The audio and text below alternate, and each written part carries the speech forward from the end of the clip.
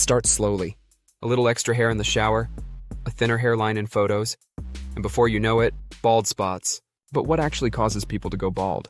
Let's uncover the real science behind hair loss and bust some common myths along the way. The most common form of hair loss is called androgenetic alopecia, also known as male pattern or female pattern baldness. It affects up to 80% of men and nearly 50% of women at some point in their lives. And it's not just about aging, it's in your genes. Hair grows in cycles: growth, rest, and shedding. Each hair follicle goes through this cycle independently. But in people with pattern baldness, hormones and genetics shrink the follicles over time. Eventually, they stop producing visible hair altogether. The key hormone involved? Dihydrotestosterone, or DHT. It's a byproduct of testosterone that binds to hair follicles and causes them to miniaturize. If you're genetically sensitive to DHT, hair loss becomes much more likely, especially around the crown and temples. Myth 1. Baldness comes from your mom's side.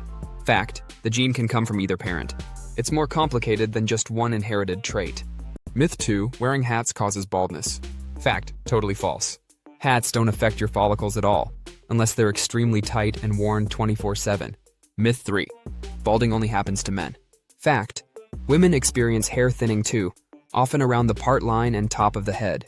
Other causes of baldness include stress, hormonal imbalances, poor diet, certain medications, autoimmune disorders like alopecia areata.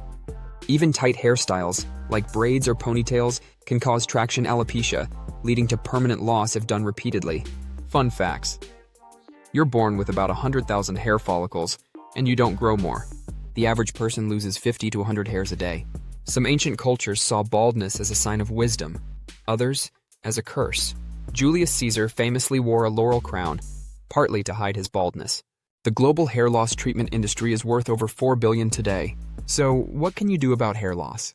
Options include medications like minoxidil, Rogaine, and finasteride, hair transplant surgery, low-level laser therapy, or embracing it with style. Just ask Dwayne "The Rock" Johnson or Jason Statham. Baldness can be genetic, hormonal, or lifestyle-related.